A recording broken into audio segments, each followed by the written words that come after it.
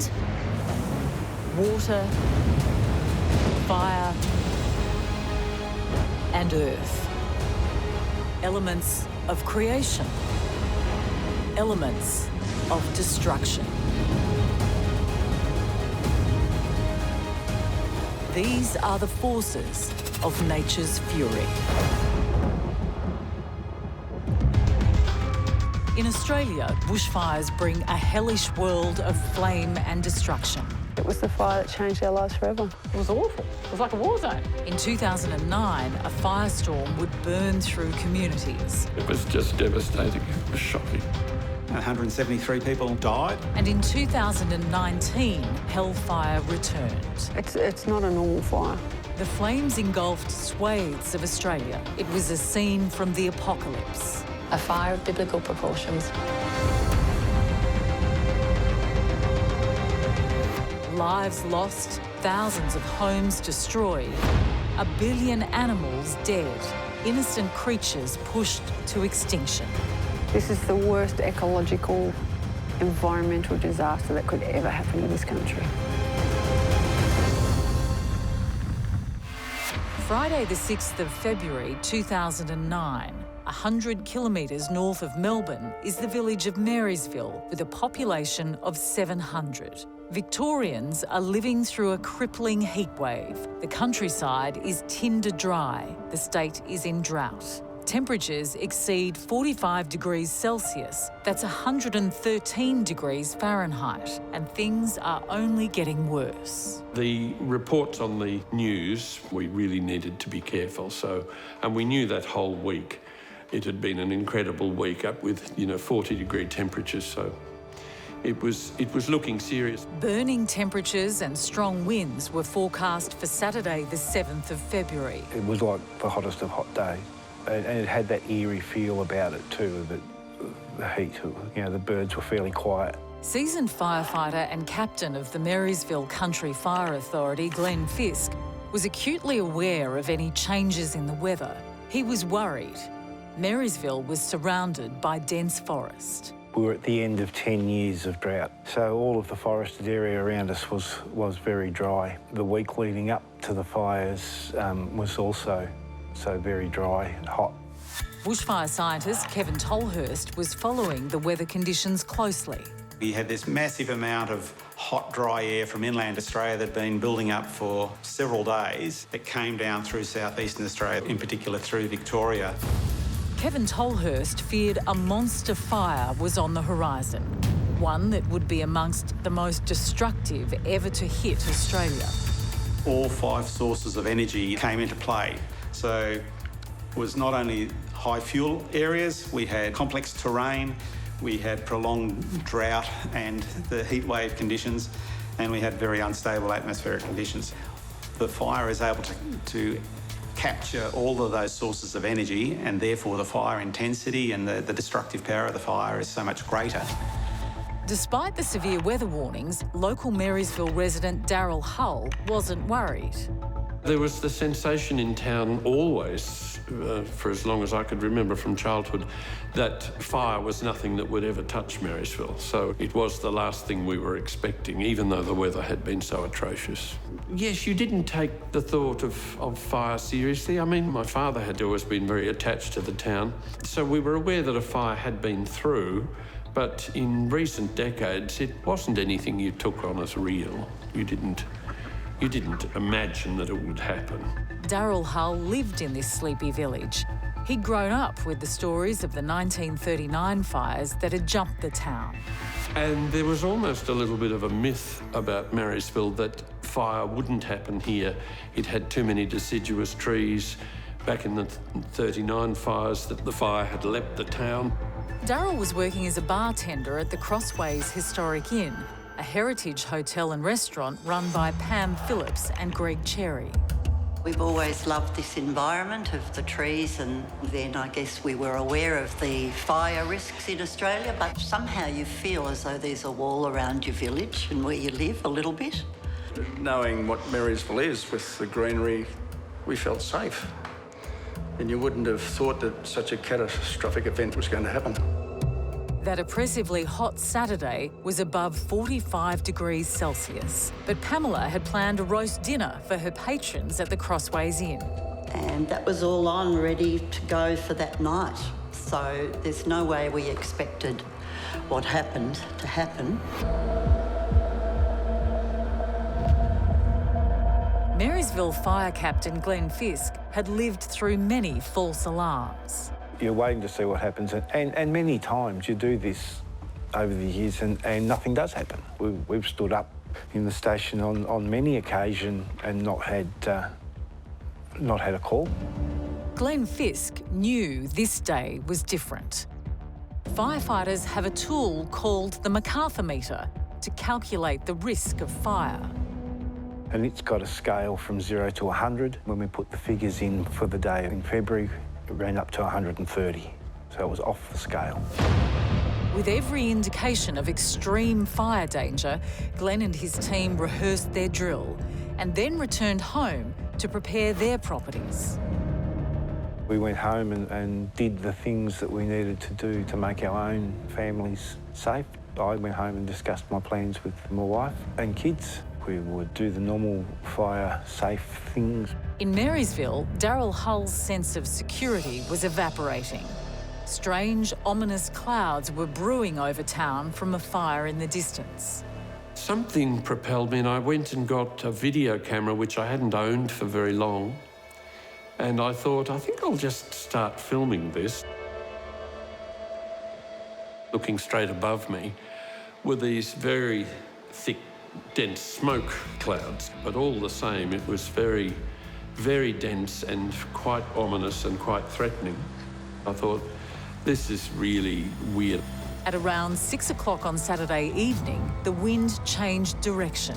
The wind change came from the southwest and changed a long, narrow fire into a very broad, big fire. So the fire front goes from being maybe 4 or 5 kilometres wide to one that might be 30 to 50 kilometres wide. So your ability to get out of the way of something that might be 50 kilometres long coming at you is dramatically reduced. Marysville was in the line of fire. A raging inferno was on its way. One edge, blue sky, and this great big white and grey cloud above us. When the wind change came, it blew that cloud over us, and that's what we got. We were just in the wrong spot. We were just where it all landed. And I looked up and I could see the column of smoke against the blue sky, and I just had to keep looking up and up and up. It was extremely daunting. It's the sheer size of that cloud, which I later got to know was a pyrocumulative cloud, a bit like the picture of an atom bomb. So the pyrocumulus cloud is formed when the moisture has reached the condensation level, and that might be several thousand metres above the fire itself. But then that helps draw more air in at ground level, so we can see cyclonic strength winds being drawn in at ground level, which will be stronger winds and often drier winds. So the fire is rarely in a stable, steady state. It feeds back on itself and continues to accelerate and increase in intensity until the broad conditions change. So firestorms are really incredibly damaging. It draws all the moisture. I've actually felt the wind moving around my ankles when that cloud was building. It's tangible. Daryl was completely unaware he was looking at the first stage of a deadly firestorm. You can't imagine the ferocity of what's going to happen, what's going to be there. You know, that came later, but it came quickly. And I looked up at the mountain across the way and just saw spot fires creeping down the mountain, at which stage I thought, right, it's on the way. Whatever's going to happen is unstoppable. And that just gathered in momentum. The police came down.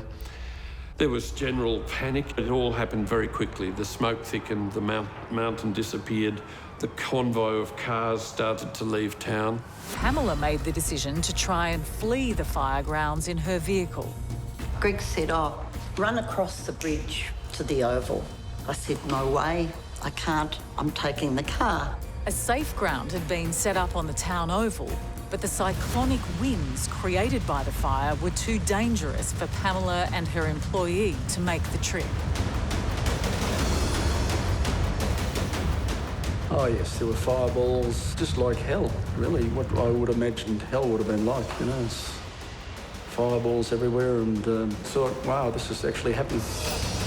The embers were coming from the main fire front, burning kilometres away. Glenn Fisk and his firefighting team were there at the front. It was starting to get smoky and heavy in the air, but it started to get too hot, too quick, too fast, and we decided that we would retreat back to Marysville. The firefighting fleet rushed back to Marysville to protect the town. We have 2 CFA strike teams, which consisted of firefighting equipment and dozers. That amount of resource would be enough to fight any fire that we'd had before. Got to stress that we really felt that we had enough resource to do asset protection. This was their final stand. For Glenn, this fight was now personal for his community, his home, his family. Greg was back defending the Crossways Inn while the inferno blasted above him. It's just like it was right next door to you. It was huge. There's nothing, never heard anything like it before. It's like a jet engine going off and it's right on top of you. You think it's right next to you. So you could see the fire going overhead, just as like a fireball. And there was just embers everywhere, and they weren't little small embers. It was huge. The wind was so strong, and you know, the gum trees just exploded. Greg continued to hose down the Crossways Inn. Pamela and her passenger drove out of town on an empty road with flames and embers threatening to engulf them. I felt like a forest animal running, and I can just remember thinking, don't go faster than you normally would. Something else is going to go wrong. And that's what we did. The fire front was now devouring Marysville. For Glenn Fisk and his team of 10 strong fire tankers, the fight was futile. This was now a battle for survival. They fortified the station and stayed inside. The building was shaking and rattling, and the doors were flapping on the hinges, on their latches. The town outside was being incinerated. Glenn feared for his wife Liz and son Dalton, but he was powerless to reach them. Liz and Dalton were at home doing that defence of the house, of the property. That had been our fire plan all along. They had tools with them, they had a water supply and things that we thought would aid them in doing the defence of the property. And I hadn't heard from them for a little while. I did have a confidence in Liz and Dalton looking after themselves and each other, but I was sure that we had put enough work in to protecting our home. Glenn Fisk could only pray that his wife and son were safe back at their home. There was embers a metre deep. The embers were like water flowing down the street. Building across the road was there 1 minute and sort of gone the next with the blast furnace effect of those embers. Incredible sight of the power of the fire. Daryl Hull was out in the open, completely unprotected. Surrounded on all sides, he couldn't make it to the town's oval, which was less than 100 metres away. His only refuge was the lake, a stretch of water close to town. I just thought, well, the lake, it's water, it's fairly safe. I think I'll stay there. So I parked the cameras beside the lake and then stepped in. That was the beginning of watching something that you could only describe as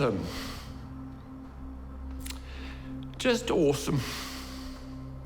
Truly, in the sense of that word. It was a phenomenon.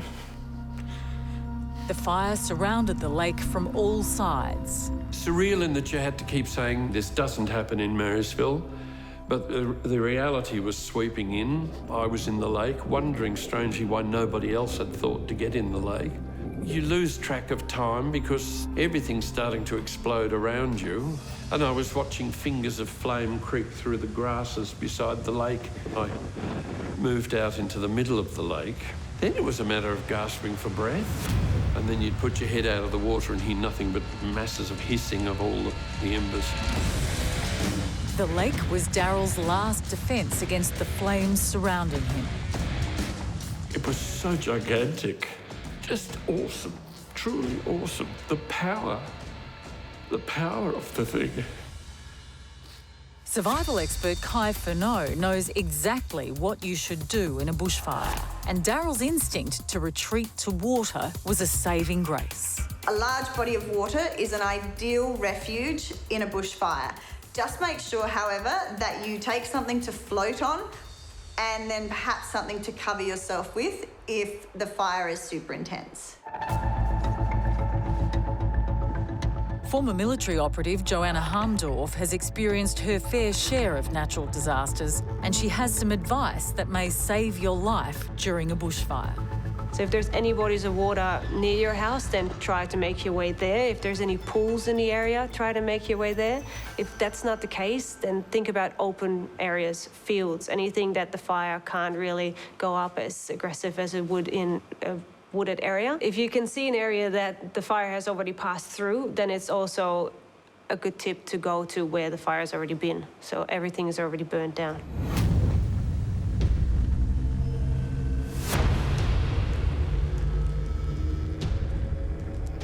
After hours in the lake, Daryl went in search of his camera.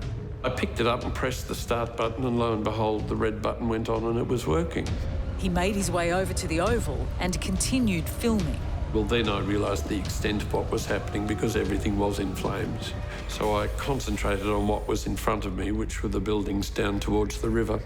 By the time I got to the top of the street, I just could hardly speak. Too many tears. It was so destructive. Quite extraordinary. I came to the roundabout, which was opposite the crossways here, and I saw a group of people standing there, and I stood with them for a while and just looked back up the main street, all of us just incredulous, and that whole sense of it's too surreal. It was just hard to believe it was happening. And I think I remember saying, "Good Lord, Greg has saved the crossways." And at that time I saw him in the driveway. And then I went and helped Greg for quite a bit. And then we came inside. I remember looking at the time, actually, it was then about 4:30 a.m. And it had been pretty non-stop since 7 o'clock when it started. And I remember thinking, what on earth just happened? Has any of that been real? The firestorm had passed. At last, Glenn Fisk could leave the fire station and go home to see if his wife Liz and his son Dalton were safe. I was definitely fearing the worst. I left the station and went around to the house, but it was way too hot. It was still burning very fiercely. It was way too hot to even stay in the car in the driveway. We just left and had a look around the front of the property and went back down to the oval where the other people were and sort of asked around to see if anyone had seen them, not knowing whether they'd got out or not. Glenn Fisk had searched all over Marysville and still hadn't found his wife and son. I suppose it was a couple of hours, many hours later, we went back to our house, and that's when we found Liz and Dalton.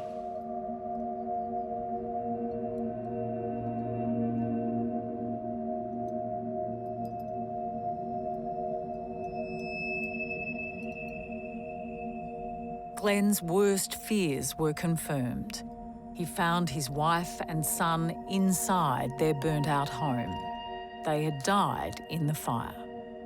The feelings were that it wasn't real, but you're in the midst of so much devastation, all you can feel is that it's part of the devastation.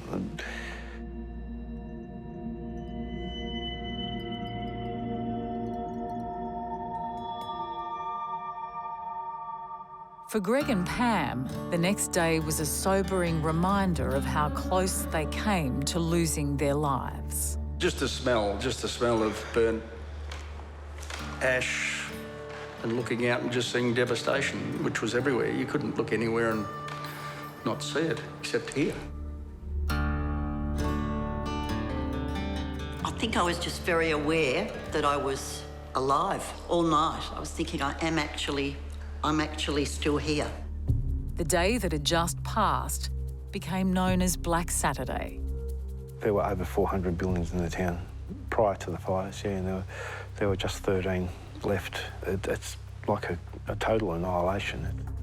34 people perished in the Marysville fires. In all, 173 people lost their lives in the Black Saturday fires. A tragic event that shocked a nation. But scientists like Kevin Tolhurst are concerned the future will be worse. So with climate change, what we thought were worst case conditions of 1939 have been well and truly surpassed. On Black Saturday, we saw fire danger ratings on a scale of 1 to 100, up around 200, so well beyond the original scale. The weather systems are being driven harder by the global warming, and so, yes, the fire danger conditions are going to be in the code red or catastrophic area more frequently than we've seen in the past.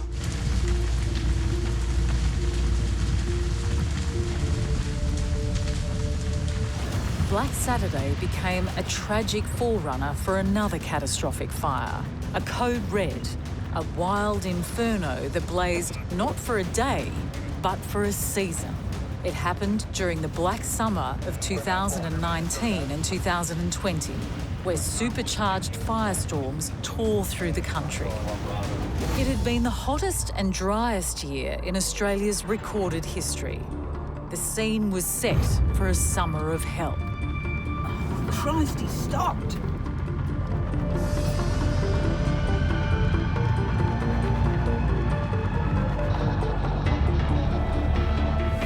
The fire threw flames right up to the edge of Sydney. I think the recent fires in Sydney and around Brisbane are a great demonstration that even people living in urban areas are affected by bushfires. Sydney was at times barely visible, shrouded by bushfire smoke. A city that once had a reputation for clean air now had the worst air quality in the world. Let's not treat this as just a one-off and it will go back to some sort of new norm. We have to learn from this and actually do better in the future. This is the worst year. It's caught us all off guard. We need to plan for this. The inferno spread, with the East Coast being the worst hit. Fires in Queensland, New South Wales, Victoria. By New Year's Eve, there were more than 100 fires burning. Columns of smoke could be seen from space. The fire raged into 2020. So in Australia and New Zealand, as fires are becoming the new norm, where the fire seasons are getting longer, they're becoming earlier, they're becoming more intense and frequent. One of the heartbreaking challenges we face is the fact that actually we can't fight all the fires simultaneously.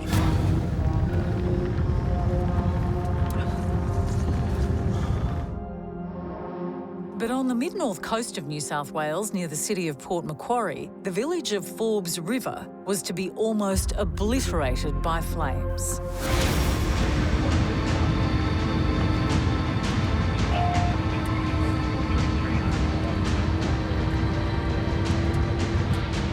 It happened on the 8th of November in the Australian spring. A fire so dangerous, Forbes River locals Brett and Gemma Porter thought they were going to die. I really did think either I'm in a dream here or this is the end of the world. Brett and Gemma Porter live at the bottom of a valley next to a river, only a stone's throw from their family-owned and run sawmill. The first sign of danger, a menacing plume of smoke. It's going to be fairly cranky, because I could see the smoke that was boiling up. The atmosphere started to get dark and red skies and smoke. You literally couldn't see what was coming at you anywhere. I thought, well, we're on top of a hill here with gravel all around our sawmill, pretty short grass in our paddock, so I just didn't think it was going to be a problem. We'll agree to disagree on that one. I'd come from town I'd come from town on the Thursday, the day before the fires, and I could see how angry it was, but that's okay. But that was miles away. That's right. It was miles out over the mountain. The night before the fire, we had a conversation with our neighbour, putting our fire plan in place. And he said to Brett, sometimes things happen that will change your life. He said, maybe, just maybe, this is going to be the fire that changes all of our lives forever. Gemma's neighbour's words were ominous. Overnight, the wind changed direction and picked up speed. The Friday morning, I could see it was a lot closer, and I knew that something was going to go wrong because people were contacting me saying, you know, there's trouble on the Forbes River. On the Friday morning, we just went and jumped on our motorbikes and went out sort of the foot of the mountain where the fire was coming from. And yeah, we stopped our bikes and we could hear it, like, roaring. Brett returned to the property, and by that time it was dark. Gemma pulled out her phone and recorded what she was seeing. It was just after 1 p.m. But it was definitely pitch black dark at 11 minutes past 1 at lunchtime. The sun had completely gone and it was like a midnight night with no moon. That's in the middle of the day. So that's like it was really, but you just, like, funny things never run through my mind like that, but I tell you what, you're thinking, is this the end or is this real? Like, it's not normal to be dark in the middle of the day. Gemma and Brett didn't know where the fire was going to come from. With powerful winds coming in from all directions, they had no idea how to protect their property. It just wasn't coming from any one direction. Like, it's just, you get a gust from over here, next thing you get a gust from the completely opposite direction. Meteorologist Grace Legg keeps a close eye on the deadly forces that turn bushfires into megafires. One of the most dangerous times is when we see wind changes coming through. So it's often with something like a cold front coming through. When you have a wind change, you've seen a bushfire that's been moving one way and suddenly it's just moving in a completely different direction. So they can become a lot larger very quickly. It's like these three sort of fire fronts sort of all met, so that the wind's not coming from any what direction. It's just like a big cloud balling, like rolling and bellowing. The rolling cloud Brett saw, like Glenn Fisk and Daryl Hull had witnessed in Maryville more than a decade earlier, was a pyrocumulus cloud, resembling the aftermath of a nuclear bomb. It's when a fire is so large and out of control that it's actually creating its own weather. In some situations, we also can get thunderstorms actually developing on top of these fires, and you start to actually get lightning and things recorded above these fires.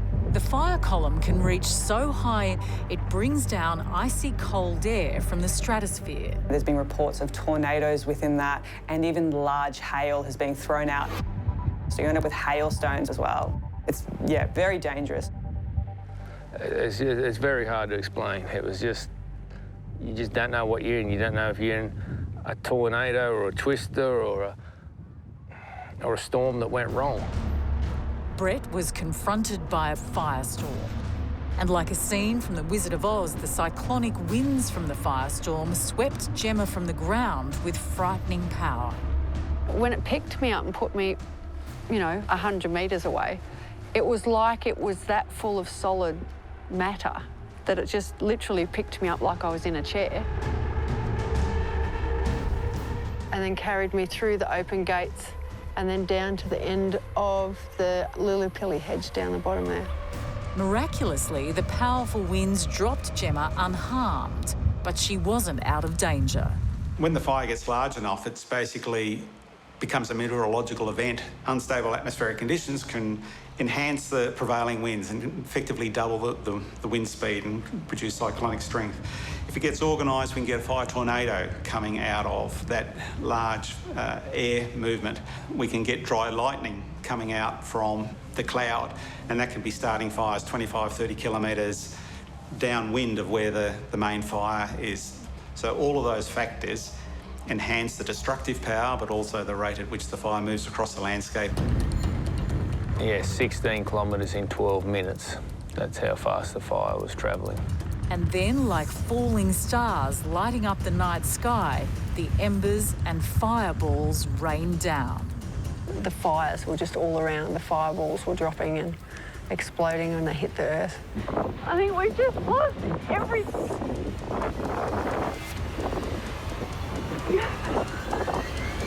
There would have been flames 80 foot above the treetops. Like, it was just horrendous. And we come back in here, and I'm just talking to the boys there, and next thing, like, it was getting a bit darker, a little bit windier. And we just seen something like a falling star coming through the sky. And it landed in the paddock just over here. But when it landed, it just exploded. Just like lighting 5 litres of petrol. And then next thing, there was another one up on the side of the hill, and there's some down the back of the mill. And then it just come into pretty much, well, it was total darkness. They looked like, you know, on the movies you see meteorites going through the sky and they've got that vapour with them. That's what I remember seeing, is that vapour coming through and then hitting and just exploding. As the fire cooled down, it would get colour. But before that, there was no colour. That's the hottest fire you can get. It's at 700 degrees Celsius. The fire was now burning down their sawmill in front of them. You think, well, we're not going to get out of this. You think, well, the world's ending or I'm in a dream. That's what it was. Or you've gone to hell, straight to hell. They feared the fire would engulf them. But through the black smoke came their saviour. The Rural Fire Service, a team of volunteer firefighters arrived. The first responding fire trucks and coming in over our river crossing in complete darkness. As the truck approached, Gemma heard a call over the communication system.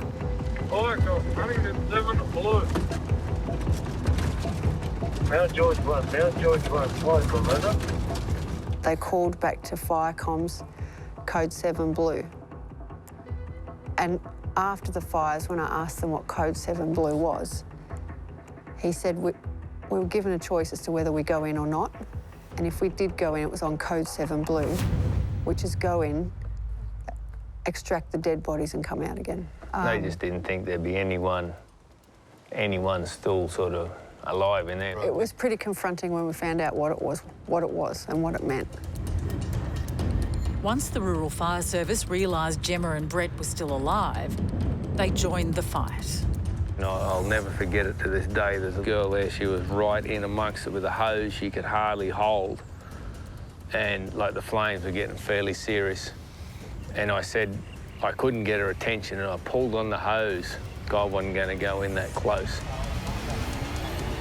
And she walked over to me then, and I could literally smell the hair singeing. That's how close she was to the fire. It's just something I'll never forget, that. She's putting her own life in danger just to try to save us. While the fire raged at the sawmill, 80 kilometres away at the Port Macquarie Koala Hospital, veterinarian Shane Flanagan and her colleague Amanda Gordon were preparing the operating room for emergency surgery. Here he is. Hello, beautiful boy. He's looking better. Sorry, buddy. This is Thrumster. He came in from firegrounds not far from Brett and Gemma's sawmill. He's in with severe burns on his legs. Shane and Amanda need to act quickly. They know that for koalas like Thrumster, there's little time. We got him probably a couple of hours after the fire happened, which doesn't normally happen. Normally we don't get to them for days. Both women feared for the koalas. This region has one of the highest populations of koalas in the country, and their habitat was in danger.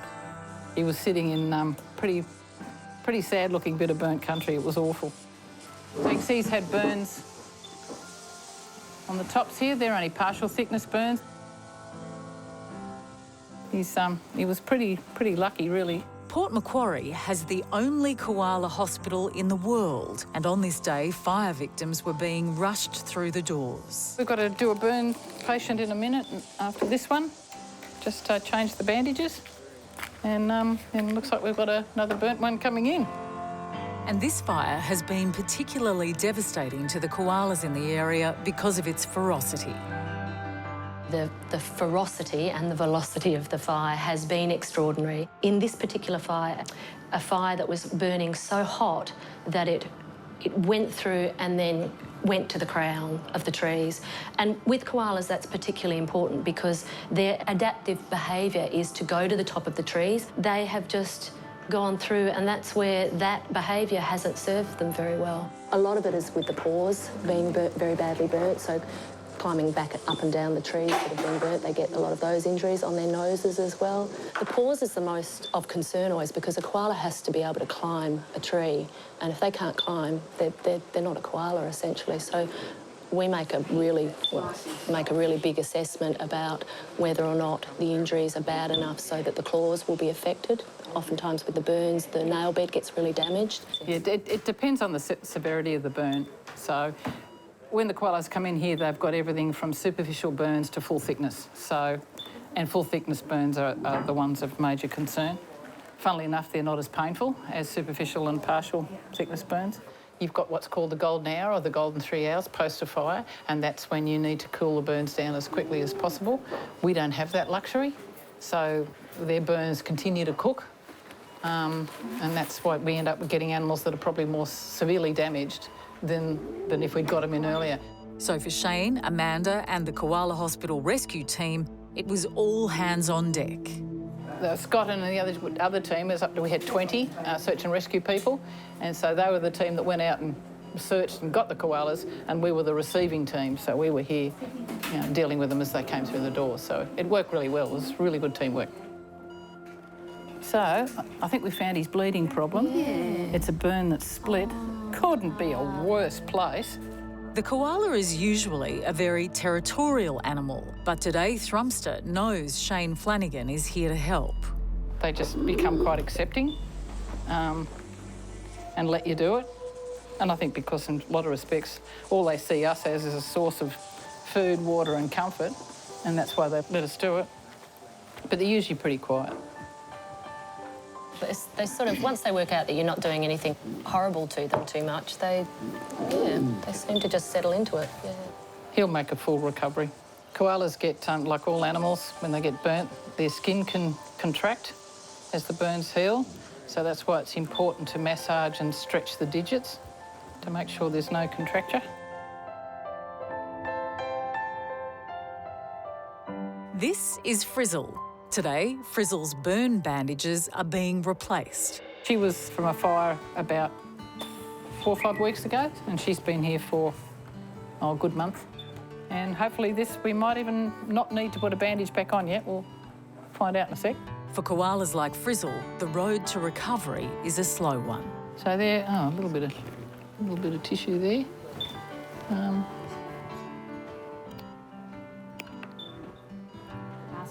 They're looking pretty darn good, these wounds. Quite happy with that. Healing nicely. That's not too bad. Do you want to give that a little wash? I reckon we won't put that back on, you know. Looking good. This is Peter. Her recovery hasn't gone as smoothly as Frizzle's. That's looking worse than it was. This is what I mean by sometimes weeks later, the severity of the burn can come out. So this is quite a nasty radiant burn. So we're going to have to keep that covered because when that lifts off and it's not protected, it asks for infection.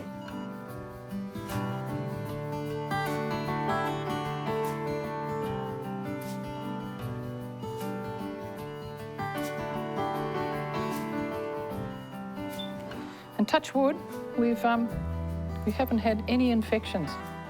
And in fact, honestly, in all the years of us treating burns, we have never seen infection in these burns koalas, and we don't give them antibiotics.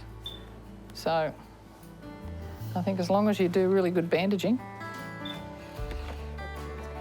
One good thing, koalas are really tolerant of bandaging. They don't bite them off or anything, which is good.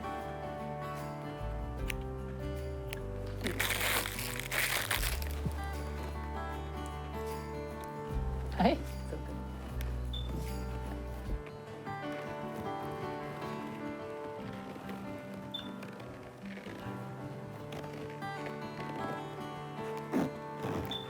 How pretty. I might make this quite thick so it protects her. Freshly done.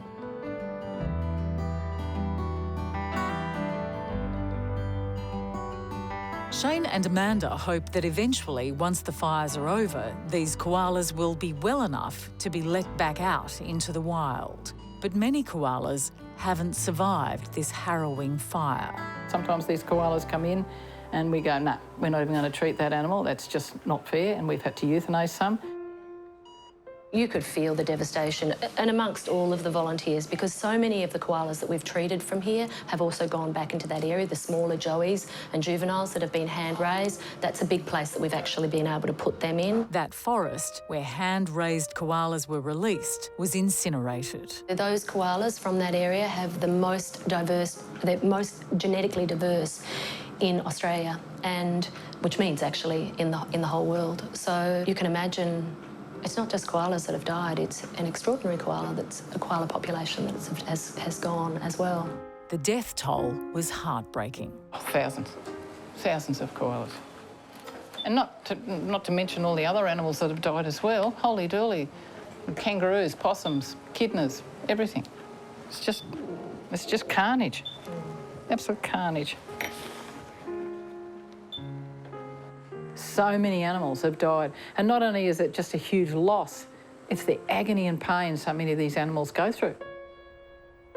Throughout the summer of 2020, more than 1 billion animals would perish in the Australian fires. In Forbes River, Brett and Gemma battled the blaze. I remember feeling relieved that there was someone else here to help us. With the help of the Rural Fire Service, Brett and Gemma extinguished the blaze around their property using water from their river. They escaped with their lives, but their sawmill was burnt to the ground.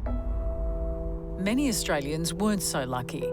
Over the summer season, the fires devastated the country. They burnt through more than 12 million hectares of Australian bushland, dwarfing South America's 2019 Amazon fires.